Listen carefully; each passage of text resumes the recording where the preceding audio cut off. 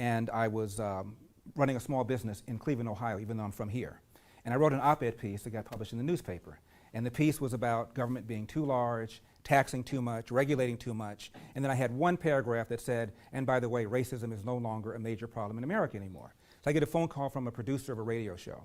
He didn't care what I said about taxes, didn't care what I said about regulation. All he cared about was what I said about racism not being a major problem in America anymore. And for somebody black to say that about 25 years ago was revolutionary. He asked me if I would come on his guy's radio show and talk about it. So I was on the show for an hour. Now that I'm in talk radio, I know that when you have a guest on for a whole hour, that is an eternity. Normally you book somebody for one segment. If they stink, you can get rid of them. He had me on for a whole hour. And Cleveland is 50% black, so almost every phone call came from a black person.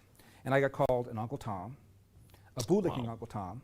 A bootlicking Uncle Tom? Who in the hell? How do you expect to get the best out of someone if you're just going to throw insults at them? Uncle Tom, a bootlicking Uncle Tom, simply because they don't believe what you believe.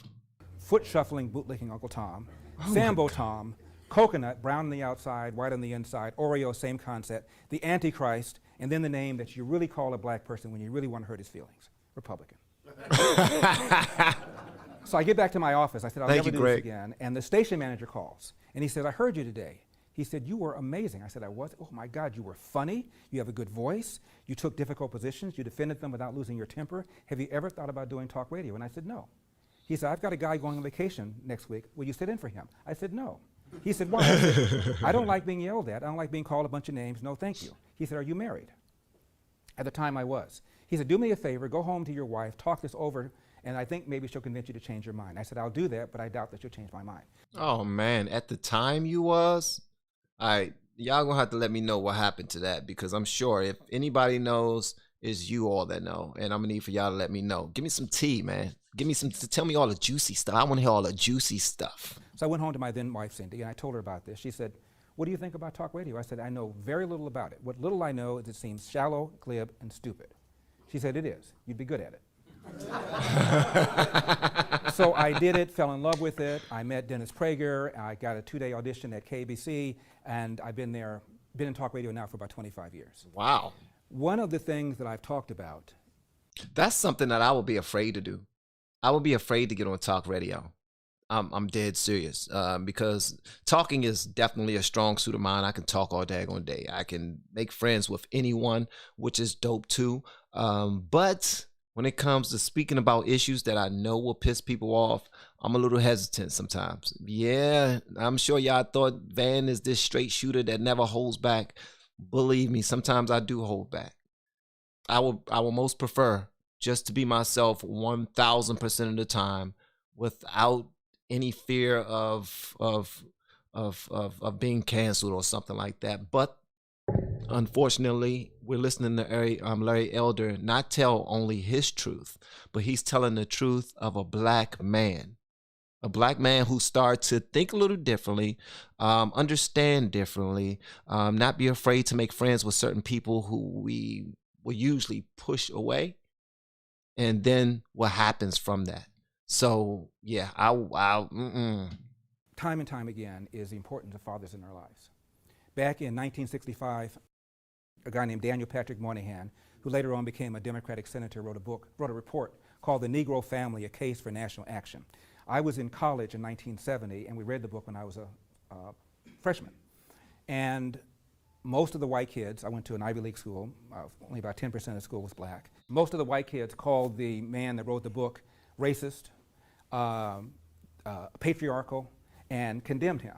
And I'm sitting in the back, I raised my hand, I said, you know, I grew up in the inner city, and I'm beginning to see more and more single parent households and seeing a lot of guys acting out, and I think maybe he's gone to something. So I got called an Uncle Tom by the white kids, and the shuffling bootlicking by the white kids, and Uncle Tom by the handful of black kids that were in the class. Same thing's happening right now. That's BS, man. And it ain't like he's making up stuff. He's just pointing out the obvious. He pointed out exactly what he was seeing, right? He was just pointing out my observations are. But the thing is, in the black household, shh, we'll handle that in-house. Don't tell them what's going on. They ain't got to know our business. That's the problem, man. Oh, and if you like this style of content, please do me a favor. Hit the subscribe button below. and also the notification bell so that next time we do post some content, you be the first to be notified. Thank you. Fact is, in 1965, 25% of black kids were born outside of wedlock. The number now is 73%. And I didn't say this, Obama did. A kid raised out of dad is 5 times more likely to be poor and commit crimes, 9 times more likely to drop out of school, 20 times more likely to end up in jail. Wow. Tupac Shakur, speaking of him, he said, I know for a fact, had I had a father, I would have been more disciplined, I would have had more confidence. I once interviewed That's true. a guy named Kwesi Mfume. He used to be the head of the NAACP. One of the few so-called black leaders I can get on my show. I've called Jesse 50 times, Al Sharpton 50 times, Maxine Waters 100 times, they won't come on. But Kwesi Mfume did come on. And I said, Mr. Mfume, as between the presence of white racism or the absence of black fathers, which poses the biggest threat to the black community? Without missing a beat, he said, the absence of black fathers. Wow. It's a huge problem. And what we've done in our country is incentivize women to marry the government and allowed men to abandon their financial and moral responsibility. When Lyndon Johnson launched the war on poverty, there is a quote that's attributed to him in a book written by a man named Ronald Kessler. And he said, once the effects of my new Great Society program filter down, I'll have these N-words voting Democrat for the next 200 years. Oh my God. Just outright with it. Just outright with it. I'll have them N-words voting Democrat for the next. You know what? I'm going to slow my roll a little bit. Let me just listen. I'm just going to practice my listening. That's something that I definitely need to be better at. So let me go ahead and listen, talk less. When I do talk, if I start talking, it's because, you know, that's the old me jumping out. All right, just giving my point of view. All right. I'm not saying there was a plot. What I'm saying is it created this disincentive that has destroyed families, not just black families. 25% of white families today are now born, white boys are now born outside of wedlock. 50% of Latinos are born outside of wedlock. The only percentage that's higher than the black percentage are Native Americans on reservations, 80%. And there's a direct relationship between that, dropping out of school, going to jail, all the other social problems that we talk about. Starts with the family. When I was growing up, I have 2 brothers, older brother, younger brother, I'm in the middle, and I could not stand my father. I could not stand the son of a bitch. Always mad, always surly, and never mad about the same thing, so you couldn't quite figure out what he's mad about. When my dad would come home, if we would have toys on the floor, my dad would kick the toys out of the way. Now these are, by that age, I'd already figured out there was no Santa Claus. And my mom brought all the gifts. I mean, you so gotta he's buying gifts, and because he's mad that they're on the floor, he'd kick them. And sometimes so hard they would ruin them. He just seemed irrational to me, like this volcano of anger, and I did not get it. I wondered why he had kids. And when I was about 10 years old, my dad started a restaurant. He saved up his nickels and dimes and started a little cafe in the Pico Union area. So I'm gonna keep going, and I apologize for stopping it. I just wanted to say to you all, thank you so much for all that you do for the channel, for watching the channel, doing everything. I really appreciate it. For hitting the like button or not hitting the like button, just showing up. That means a great deal to me and my family. Thank you so much. All right. He saved up his nickels and dimes and started a little cafe in the Pico Union area. So all of us worked for him. My brothers and I worked for him. Nobody liked working for him because he'd get mad and start screaming at you. It's a little diner. It's not even as big as this room, and 15 stools. So when my dad would yell at you, everybody in the restaurant could hear it, and it was embarrassing. Wow. And I'd like to say I had enough cashews to say the next time my dad yelled at me, I was going to have it out with him. But I said to myself, next time he yells at me, I'm going to leave. And I did. Wow. The waitress called in sick that day, so there was a restaurant full of people, just my dad and me, and I walked out. My dad was pissed. And he came home, he paid me $10 a day plus tips. He had the $10, he balled it up at me, I was laying on my bed, and he said, why did you leave? And I said, I got tired of the way you spoke to me. And my dad turned around and walked out, and I did not speak to him for 10 years. When I say did not speak to him, I mean didn't speak to him. I mean, not even how about those Rams, do you think it was going to rain? We did not talk. Wow. I was able to graduate from high school, I went to college in the East Coast and law school in the Midwest, and then worked in the Midwest, so I never talked to him for 10 years. I would call the house, my mom would answer the phone, I'd talk to her, I would never talk to him for 10 years. So I'm beginning to have a little. That's painful. That's painful. For both of them. for the dad and for the son to both be so stubborn because they're not getting along that they decide not to show one another love for 10 straight years. For 10 straight years. There's a brokenness that needed to be repaired. Hopefully it got repaired. My mom would answer the phone. I'd talk to her. I would never talk to him for 10 years. Wow. So I'm beginning to have a little difficulty sleeping. That grudge definitely took some daggone commitment. That was the truth, Kelvie. And I don't know why, but I'm beginning to think it probably has something to do with some sort of unresolved issue with my dad. I don't know. So I called my secretary and I said, cancel all my appointments. I'm going to LA. When I visited LA normally, I would call my mother and she'd meet me at the airport. But I didn't want anybody to know I was coming because I wanted to catch my dad cold. So I walked in, took a cab to the restaurant, walked in, 1:30, they closed at 2:30. I had both my bags. I walk in, my dad was stunned, and I said, I want to talk to you. He goes, fine, wait till we close. We close in about an hour. Shall I put your bags in the back? I said, no, Dad, I'm only going to be here for about 5 or 10 minutes. I was going to call him a son of a bitch. I figured he'd call me an ungrateful son. At least we clear the air.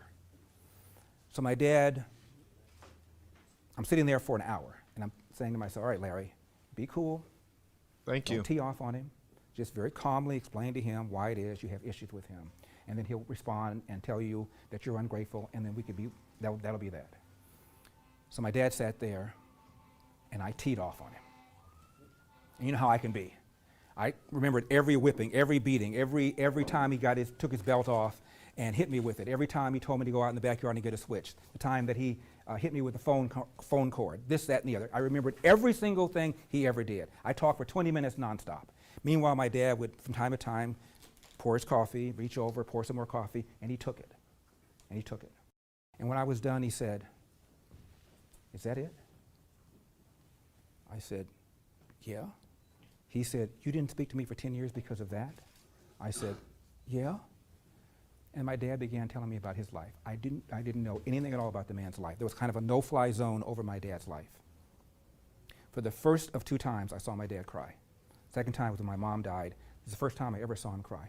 My dad said, let me tell you about my father. And I found out then at the age of 25 that my last name, Elder, is not the name of my dad's biological father. My dad never met his biological father, he told me then. The man Elder was in his life the longest. His mother had a series of boyfriends. She was illiterate. She could neither read nor write, which is why, by the way, my dad doesn't know his birthday.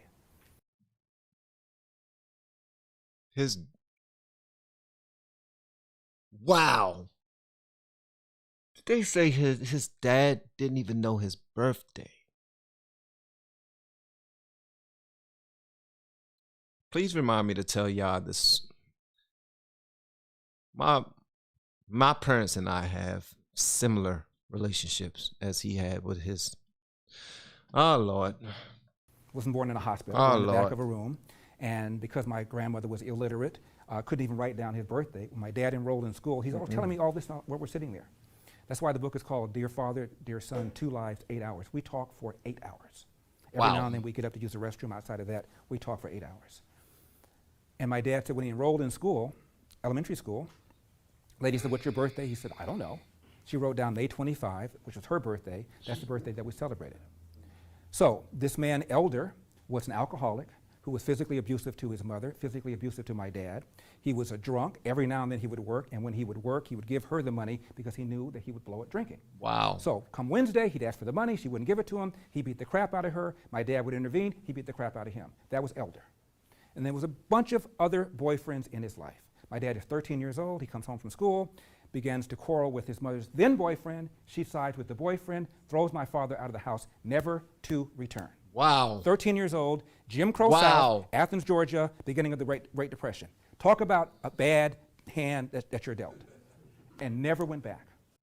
Guys, I want to tell y'all this, man. If this breaks you down or bring up any old trauma that you've gone through, or this make you feel bad in any way, shape, or form, I just want to say I apologize. I apologize.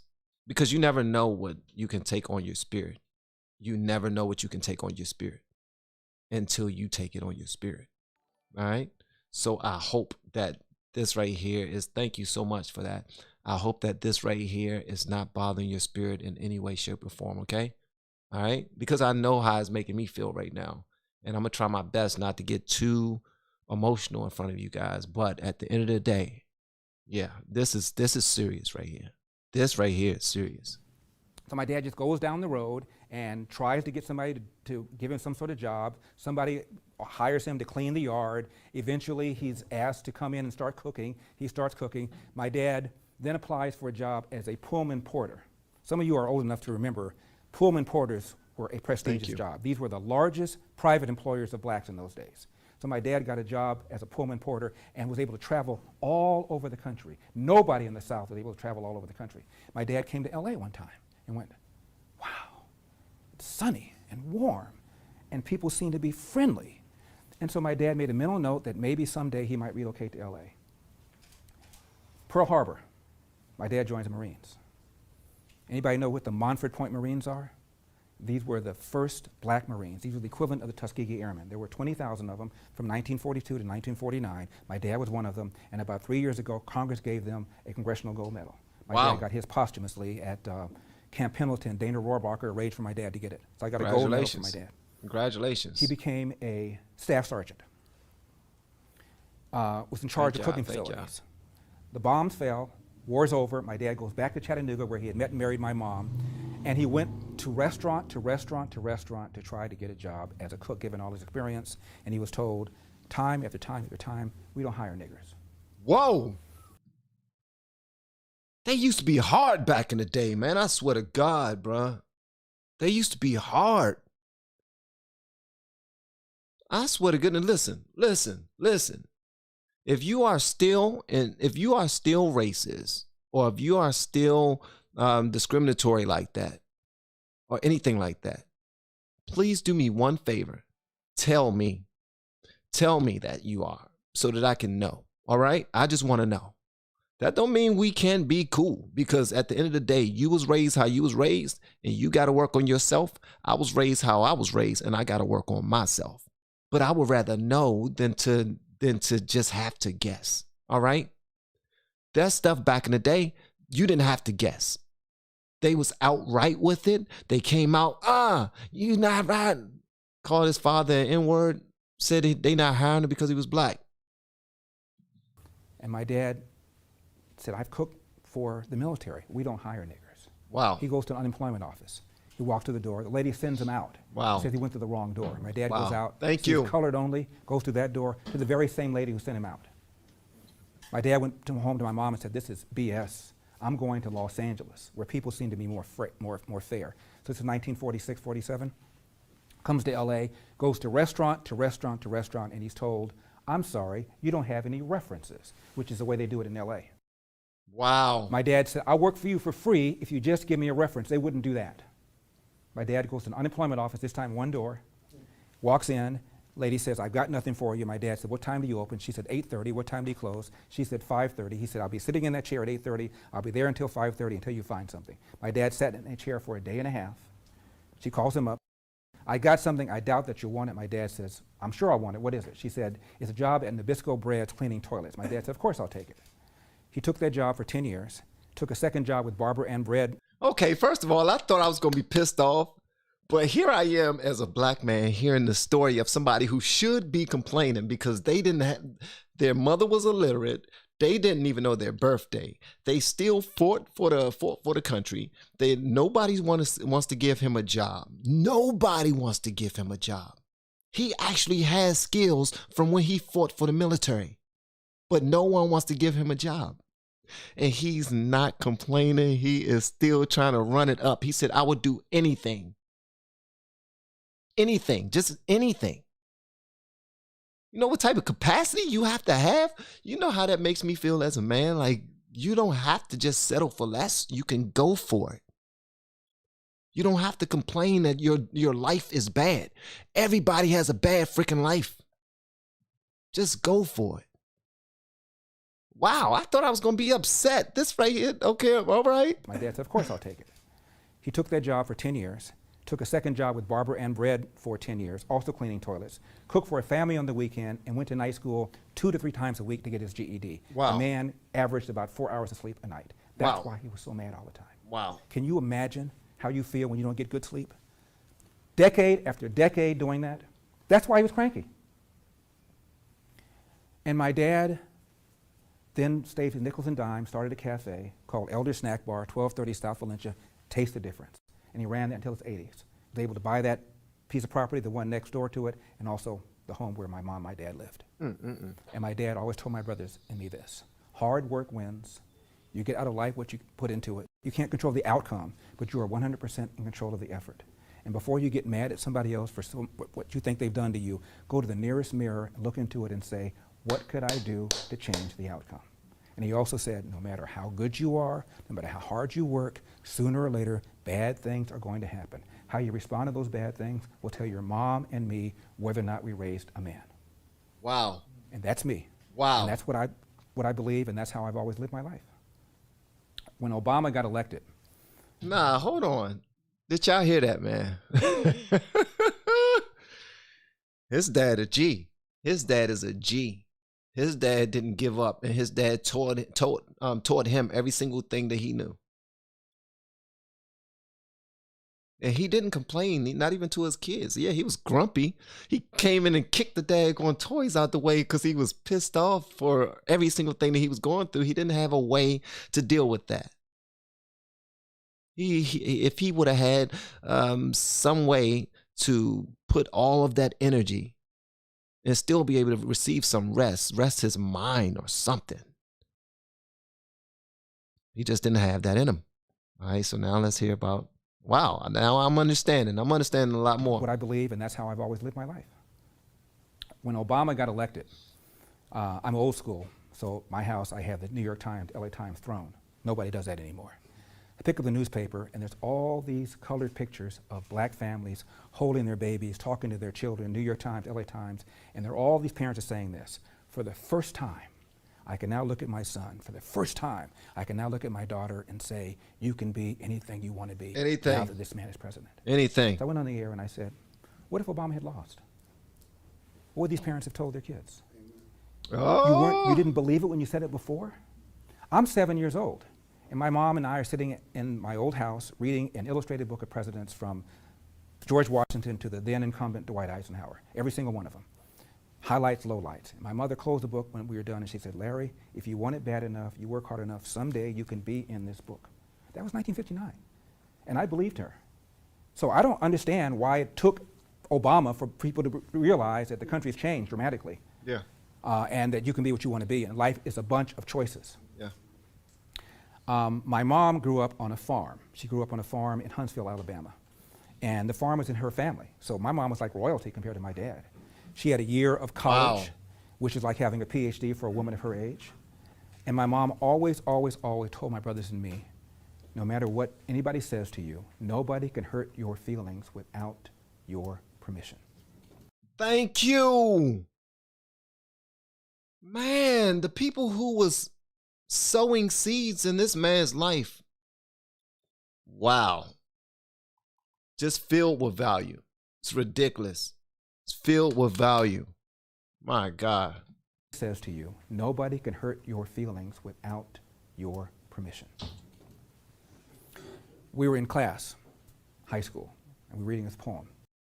And the poem went like this: while riding through old Baltimore so small and full of glee, I saw a young Baltimorean keep a looking straight at me.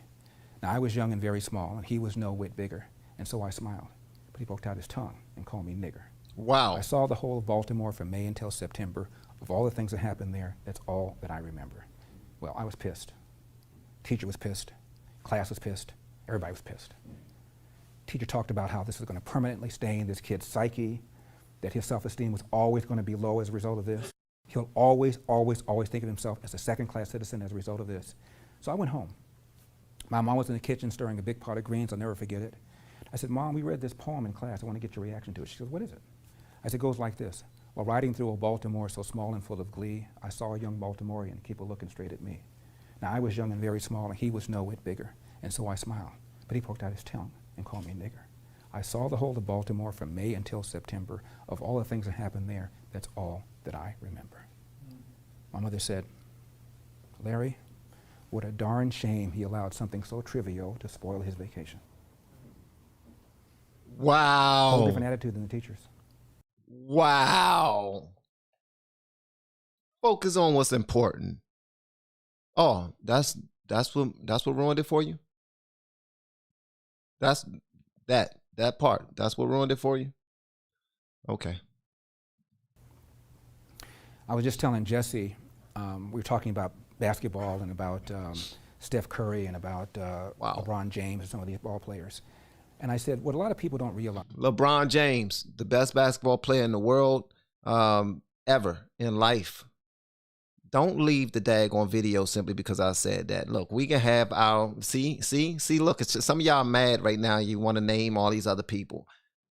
I have said what I said. All right. All right. Curry and about LeBron James and some of these ball players. And I said, what a lot of people don't realize when they watch these players is not only are they skillful, not only are they good, but they also, especially the ones in the inner city like LeBron James, had to navigate through that to get there. Right. Because for every LeBron James, I'm telling you, there's 20 of them out there in the playground right now. Right. Same skill, just didn't do it. I was at my aunt's house one time, my aunt in Detroit. She kind of, almost like Jesse Lee, people would drop in and talk with her because she was so motivational. And I was in law school at University of Michigan. So I was visiting her, and I was telling her about my first year classes and what I was doing, and there was this guy who was there who was kind of a drinking buddy of my aunt's. And all of a sudden he starts crying. And I look up. I said, excuse me, did I say something wrong? And he said, I wanted to be a lawyer too, but I got involved in a bunch of jackassery. Jackassery. And I did it to myself. He didn't blame anybody. And I see this time and time and time again. There was a kid when I was growing up named Perry. Some of you probably know who Bo Jackson was. Bo Jackson, Great athlete, amazing athlete, football player, baseball player. Played everything. You name the sport, he did it. Everyone from the hood had to have a pair of Bo Jacksons. I don't care what kind you had. You had the gray and black ones, you had the blue and gray ones, or you had the white and gray ones. And I couldn't afford them when I was younger. I still to this day, I haven't gotten a pair of Bo Jacksons, but I know everybody who can afford them, they definitely was wearing them. Amazing athlete, football player, baseball player, you name the sport, he did it.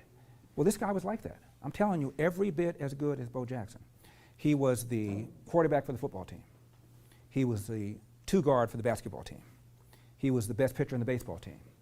Perry picked up a tennis racket and started playing around with it and tried out for the tennis team after 2 weeks and made the team. You name the sport, he could do it. But he had an attitude. And at the time, I didn't quite understand it. But he would not only beat you, but he would also berate you while he was beating you, so he was not popular in class. Wow. But I admired him because I always wanted to be an athlete and I wasn't. And he admired me because he always wanted to be more academically oriented and he wasn't. So we made kind of a funky little team. And when the coaches from Marquette and from UCLA and from Duke and from North Carolina came to scout him, everybody did, they talked to the coach. What's he like? Coach told the truth. He's a coach killer. You put this guy on your team, you won't be able to manage him. I can barely manage him, he said. Wow. And he told him about the time I was there. Just too Perry good. came to practice late. He often came to practice late. It's too He was good. the man.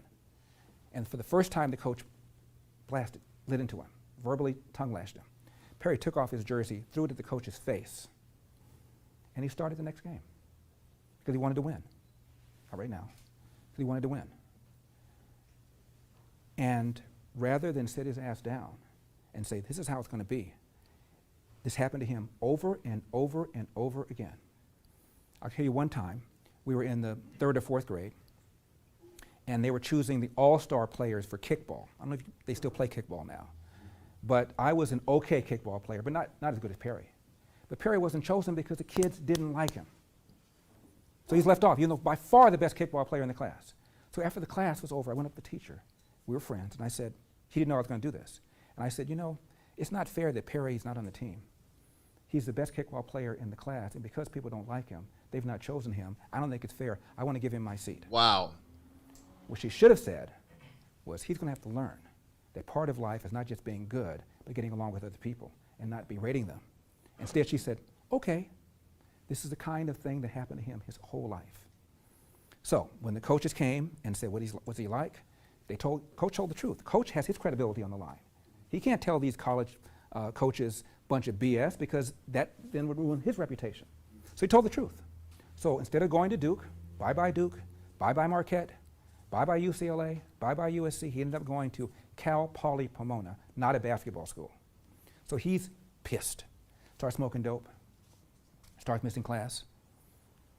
Make a very long story short, we grew up not too far from each other in a small little house. He had a room in the back. Right now, as we speak, Perry is in that same house, and he's in the room in the back as we speak. All that potential. Changed his name to Abdul. I went away to college. I come home. I go to visit him. My name is Abdul. Don't call me Perry anymore. Why? Well, I'm not being be called by my slave name anymore. Call me Abdul. And That's how I go. That's how I go. That's how I go. Usually I know a bunch of people who, when they come home from jail, they no longer want to be called by their slave name. They now have a Nation of Islam name. I have a bunch of people who are a great deal of cousins. My own brother, one, and yeah. All right, so that's unfortunate, man. The story of Perry. Why? Well, I'm not being be called by my slave name anymore.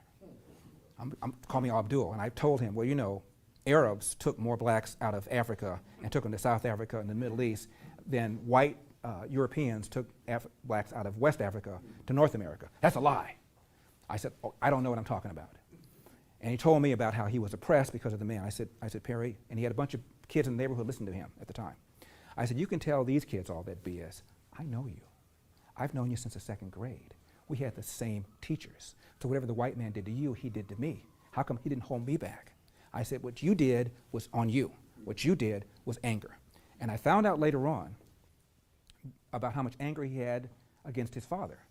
Generally speaking, when I grew up in the 60s, virtually nobody came from a single-parent household. There was one kid down the street named Greg who didn't have a mom, and she died. Collapsed.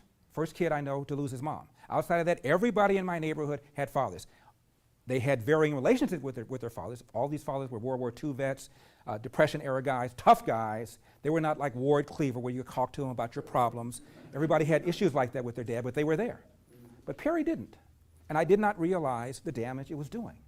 It turns out his mom also was an alcoholic. I didn't even know that. Wow. Mrs. Brown always seemed fine to me. But when we got older, I found out that she was also drinking. So he was angry at his father, angry at the world, and took it out on everybody around him and ended up creating a self-inflicted wound that messed up his life. And the moral to the story is, everybody's life right now is a series of choices. Big choices, little choices, acts of omission, acts of commission, things you didn't do, things you did do, and ultimately they add up to put you where you are. And that's what I'm learning right now. That's what I'm learning right as we speak. I'm a little old to be learning this, to be honest with you. 44 years old, just now understanding that every single decision I make will transfer on to whatever happens next. It's crazy. I'm just now about to make a schedule with my team, all of that stuff. This right here, this is a lot more real than I thought it was going to be. Yeah, and guys, and if y'all like this style of content, please do me a favor and hit the subscribe button, also the notification bell, so that you'll be notified whenever we post new content. That'll be amazing. Okay, thank you. Things you didn't do, things you did do, and ultimately they add up to put you where you are. And before you blame somebody else, you look in the mirror and ask yourself, what could I have done to change the outcome? Wow. Anybody have a question? Yes, sir. Larry, I'd like to know about your brothers and how their relationship was with their father. I have two brothers. I have an older brother named Kirk. My brother was in the Navy. When I was 13 years old, he joined the Navy. And he is now retired very comfortably from SoCal, Unocal. It was Phillips, 76, had a bunch of different incarnations, but he was a foreman, retired, now living in Riverside, very happily married forever. He and his wife had one of the happiest marriages I've ever seen. You see them together, they act like newlyweds, they act like kids. When I had this reconciliation with my father, by the way, my two brothers and I also, again, we also felt the same way. So I had this reconciliation with my dad. I called my older brother, the one you just mentioned, and I told him what happened. I said, Dad is not the son of a bitch you think he is. And I told him all the stuff I told you about how hard he worked and all the stuff that he went through. My brother was surprised. I said, call him. He said, I'm not going to call him. He had a fight with my dad too for another silly reason. I'm not going to call him. So I'm visiting my dad about 2 weeks after I had this conversation with my brother Kirk. I said, Dad, did Kirk call? He goes, yeah. And I said, what happened? He said, we had about a 3-hour conversation. I said, really? And he says, I just feel so much better about him. Wow. So I improved my relationship, my brother's relationship with my dad. My little brother had done a lot of drugs. He was also diabetic. My little brother died at about the age of 42. Oh, Never man. really reconciled with my dad either, and even though I talked to him about it. But around the time I talked to him about it, my brother was very, very sick and never did reconcile. But my dad's relationship or non-relationship with all three of us affected us. There's no question about it. But my little brother more so than me and my older brother. He was not as strong.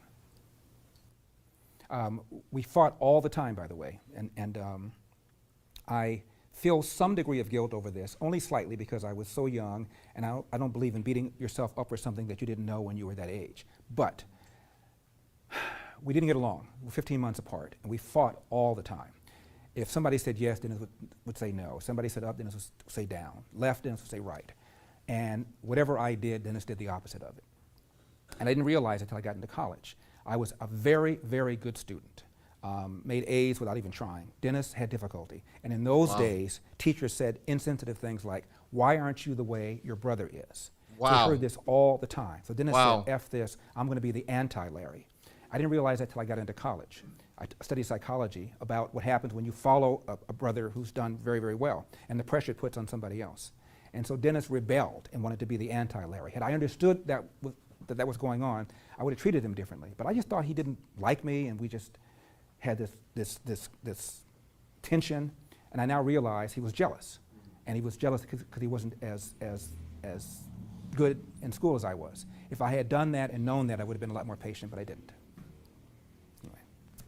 Yes, sir. Larry, can you talk briefly about Thomas Sowell and how you came to meet him? And Thomas Sowell, and y'all know, if y'all have not seen thank you so much for subscribing, guys. Also, thank you for everyone for the likes and hanging out with me as well.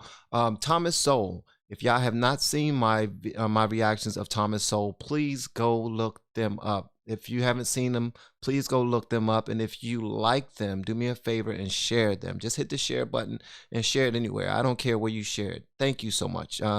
If you don't want to share it, don't share it. If you don't want to like it, don't like it. But if you can watch it, that would be amazing. I just want to hear your thoughts. Okay, Thomas Sowell.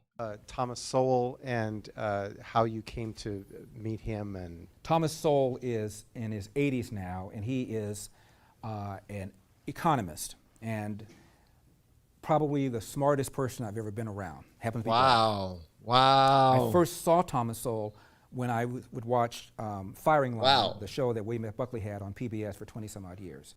And Thomas Sowell came on the show and started talking about how he thought racism was not a major problem in America anymore, which stunned me because I'm 14. And he was opposed to affirmative action, which doubly stunned me. I kind of felt that given the fact that we got jacked over because of slavery and because of Jim Crow, they kind of owed us this. And he talked about how if you don't raise your game, you'll always be a second-class citizen. It's not fair to make other people who are white stand at the back of the bus because of something that their forefathers did. He talked about the small number of white people that have any real connection with slavery. Right now, only about 5 white Americans have any real generational connection to slavery, meaning that their ancestors owned slaves.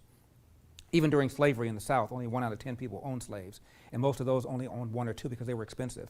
Most white people have come to the country after that. So when you look at all the white people in America, only about 5% have any real connection to slavery. And he said stuff like that. So why should everybody else pay for something that their ancestors had nothing to do with? And I was flabbergasted by that. So I began reading his books. He's written about 40 books. David Mamet, the playwright, called Thomas Sowell America's greatest contemporary philosopher. Not economist, philosopher. Because he writes a column in about 300 newspapers, been writing it now for 20 or 30 years, written about 30 or 40 books. If you guys don't know him, go on YouTube and you'll see him and check him out and meet him. This dude is absolutely a brilliant mind. If you, Thomas Sowell, see, here's the thing. When it comes to Larry Elder, Thomas Sowell, and Candace Owens, that's where I have my hardest time. Because I'm like, come on, guys, y'all not supposed to say this. Y'all not scared y'all gonna get canceled? Huh? You're not scared you're gonna get canceled? Here I am sounding like a damn a scared slave, bruh. That's what I sound like. God dang, that's what I sound like. That's what I sometimes feel like. Like, why should they be afraid to learn? Why should they be afraid to write and teach and believe what they want to believe based off of their own lives and what they've learned? They've earned that. If we do anything in life, it should be what we are absolutely passionate about. And we should not care about what people think. Period. Got my daggone eyes all watery and stuff. Y'all better stop playing with me. It's written about 30 or 40 books. If you guys don't know him, go on YouTube and you'll see him and check him out and meet him. So I'm fast forward now. I'm doing talk radio, and I'm on C-SPAN. My show in those days was 4 hours. They put the entire 4-hour show live on C-SPAN, so anybody in the country could see it. I get a letter from a man named Thomas Sowell. Dear Larry, my wife and I watched you. You were amazing. I just want you to know how thoroughly impressed we were with you. If I can do anything for you, let me know. Wow. It's like getting a letter from Elvis. And you know he's still alive. And Tom Sowell invited me to his home. He lives in the Bay Area. He's so secretive. I mean, you should see the mail I get, death threats I get. Imagine the death threats he got 30 years ago saying this kind of stuff. So in his office at Stanford, he doesn't even have his name on the door. Hold on, time out. He just walked over that. Like, I get the death threats he gets. Why? Why are people threatening to kill this? Wow. You shouldn't be saying the things you saying. I'm gonna kill you. That makes no sense to me. That makes absolutely no sense to me. I'm sorry. It doesn't. It makes absolutely no sense to me. So in his office People at are Stanford, ridiculous, man. he doesn't even have his name on the door. He's had so many death threats. He won't even give you his address. When he asked me to come up to visit him, he picked me up from the airport. He wasn't going to give me his address. So we went to his house. We spent the weekend together. And I just asked him questions, and it was just probably one of the best weekends I've ever had. He's also a photographer, and you should go online and see some of his work. And Yes, he was. That's what he did for the military. That's what he did for the military. Actually, he documented a lot of things that were going on in the military. That's what I think he did for the military. Thomas Sowell, and I heard that he was an extraordinary photographer. best weekends I've ever had. He's also a photographer. Yeah. And you should go online and see some of his work. And he said if he could do it all over again, he would have been a photographer full time. And I said, that's what I said. I said, Tom, honestly, your pictures are wonderful, but there are a lot of good photographers. There's only one contemporary, greatest American contemporary philosopher, and that's you. Anyway, he's an amazing guy. He does a lot of work about the damage done by many of these programs that the left thinks that they're helping. Minimum wage, for example. Most people think minimum wage is just something that needs to be Thank done you. because if you don't have a minimum wage, bosses are so cheap and so ornery, they won't pay you jack. Thank you for Turns the super out chat. that Thank before you. the minimum wage, a black teenager was more likely to have a job than a white teenager. Why? Because a black teenager would market lower wages. I worked for less money than this white kid would. His cost of living was lower, so black kids were able to market their skills lower than a white kid. All of a sudden, the law comes in, designed, by the way, by white racists, because they were tired of these unskilled black teenagers taking jobs away from other white teenagers. So all of a sudden, they put in a minimum wage telling people, you got to pay here. Well, this guy's willing to work here. Sorry, you got to pay here. Well, if you're going to pay here, you can get some white people to do that. And so for the first time, white teenagers began to have more jobs as a percentage than black teenagers. It had the opposite effect that most black people today, left-wing people today, think it has. So you have Hillary and Obama all raising the minimum wage, having no blooming idea how much damage this is doing to the very people they claim that they care about. Wow.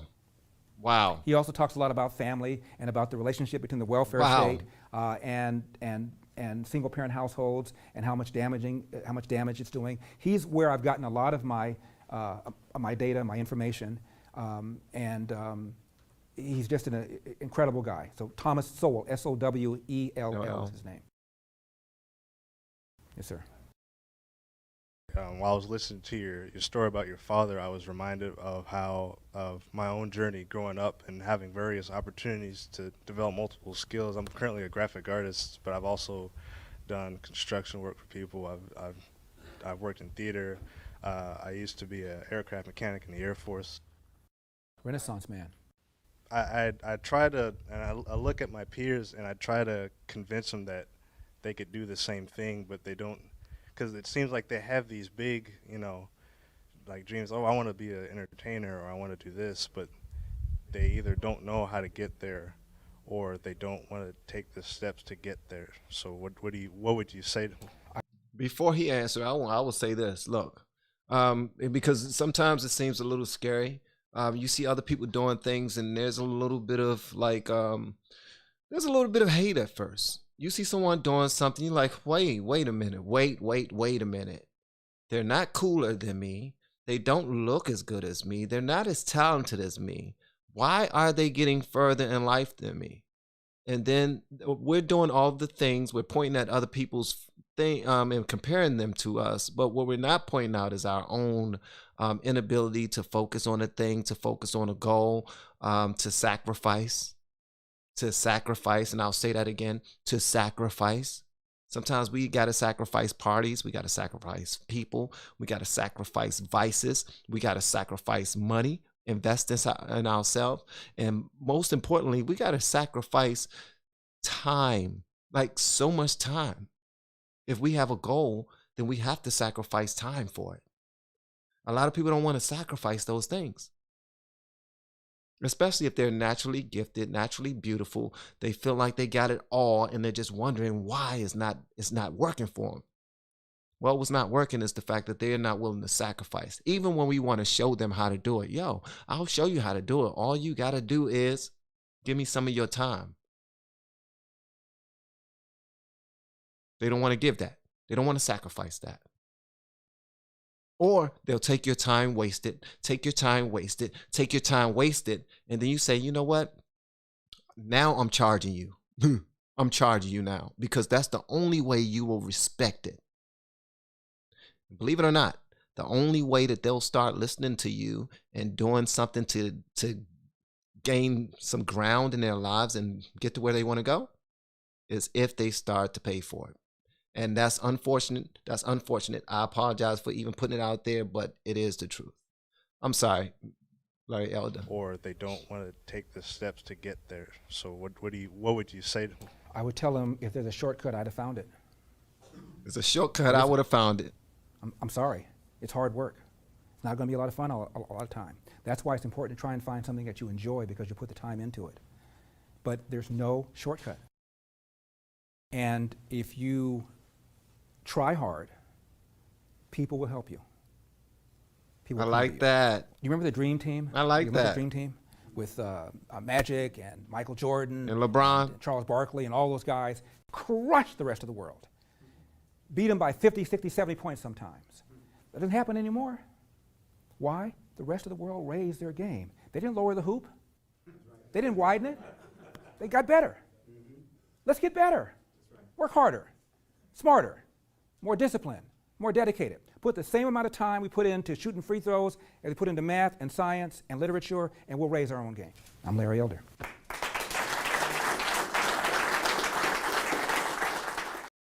All right, that was Larry Elder. Yeah, that was amazing. For everyone that watched this on the replay, thank you so much for clicking play. Please let me know what y'all want me to know in the comments below. And if you have yet to hit that subscribe button, please make sure you do so on your way out the door. Once again, guys, I am Van, and now we are all the LFR family. And I look forward to seeing you on the next video, and hopefully inside of the Patreon as well. Y'all have been amazing, man. Love y'all. Hey, what's up, guys? So what we were just now watching was Larry Elder breaking down black men